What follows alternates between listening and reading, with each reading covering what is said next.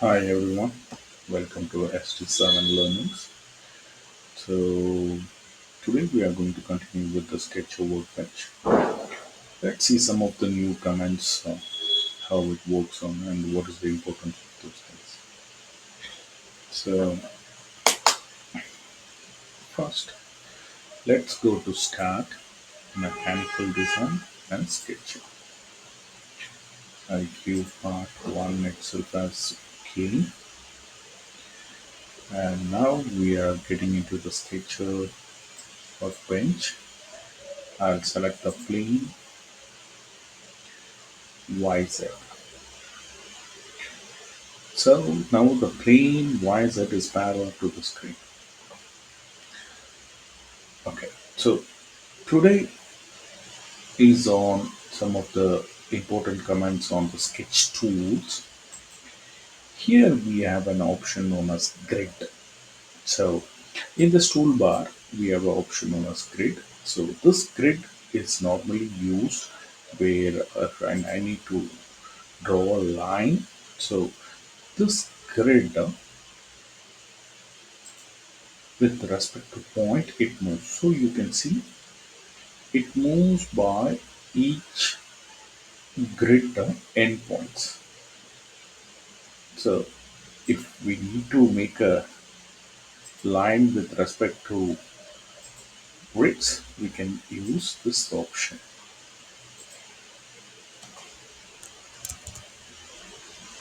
So let me deactivate that grid.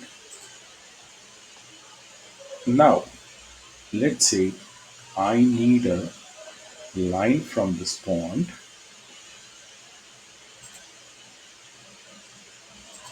a line from this point which has a length of 80 mm, 80 mm,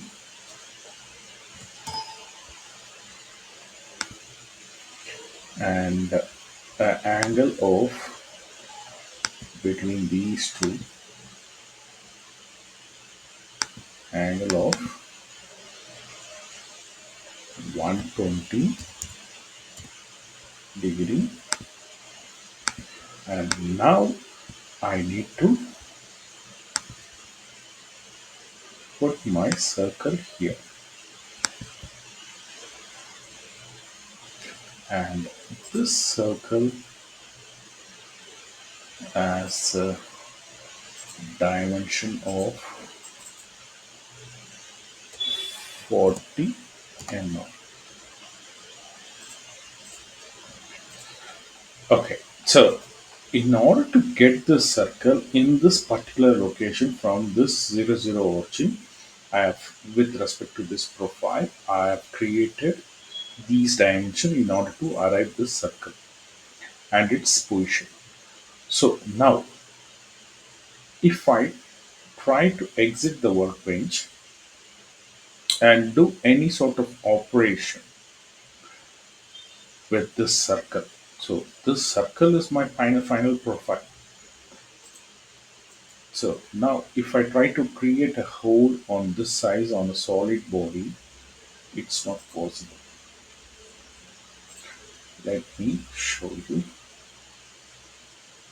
Let me draw a rectangular profile behind it.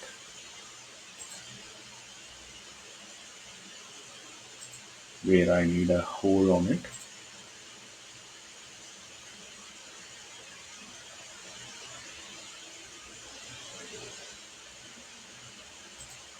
And let me add a pad to this profile. As this profile is a closed profile, so we can add a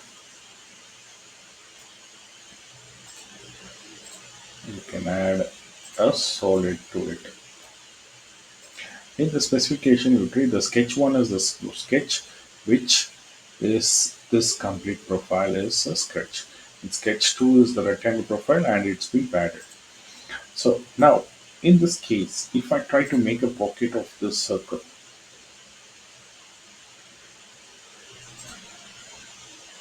You can see the selected list contains several open profiles or some geometry used for construction. You must specify the construction geometry to solve the profile ambiguity. So in order to do that, what I do is that I go to double click on the profile, I go to the Sketcher Workbench, and here this is a line which I used just to create this circle. So it is a supporting element which is used to create this circle. So now I'll make this as a construction or a standard element. So it turns into the light dotted dash line. And now let me exit the workbench and let me try doing a pocket.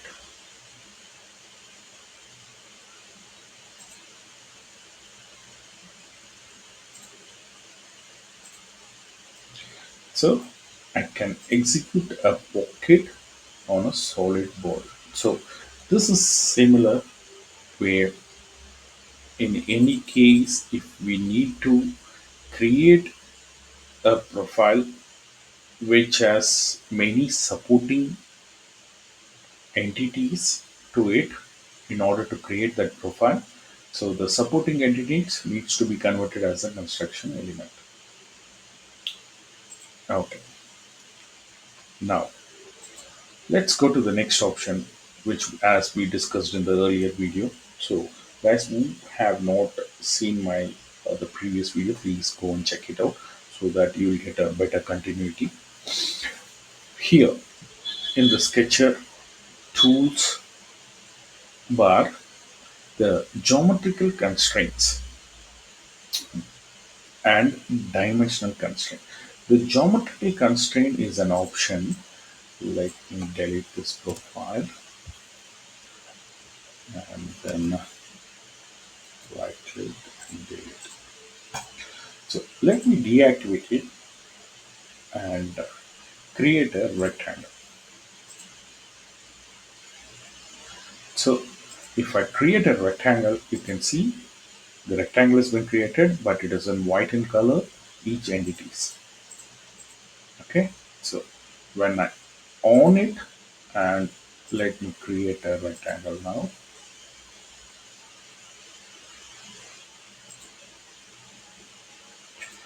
You can see what has happened now.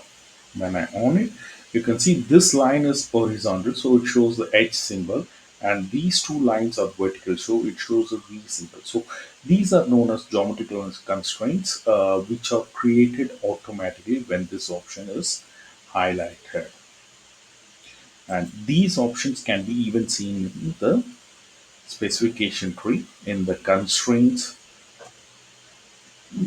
drop down, coincidence, parallelism, and you can see when you select on this, each thing gets highlighted.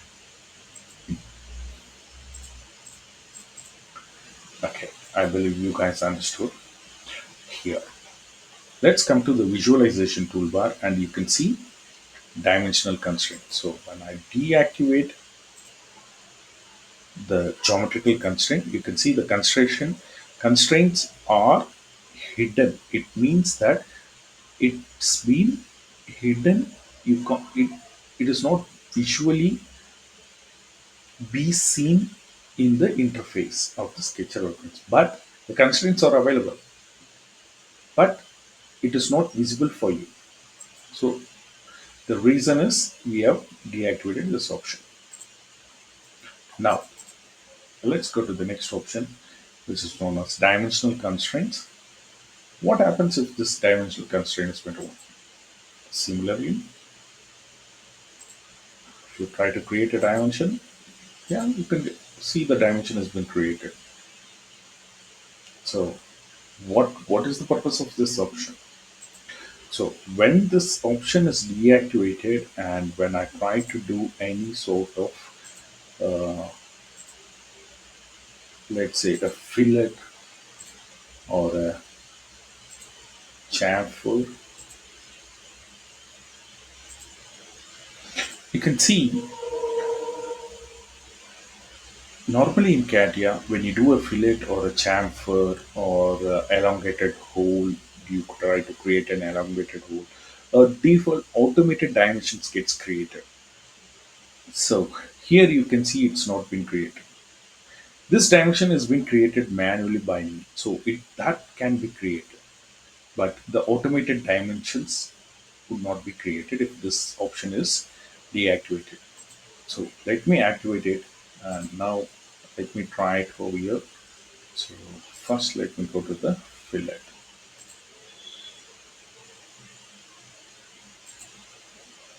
You can see the dimension has been created, which has been automatically created,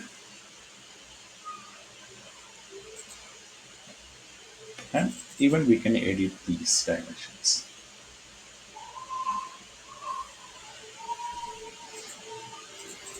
And in order to visualize these dimensions,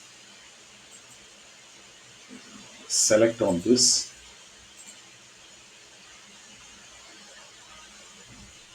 If this dimension constraint in the visualization toolbar is deactivated, you can't see any of the dimensions.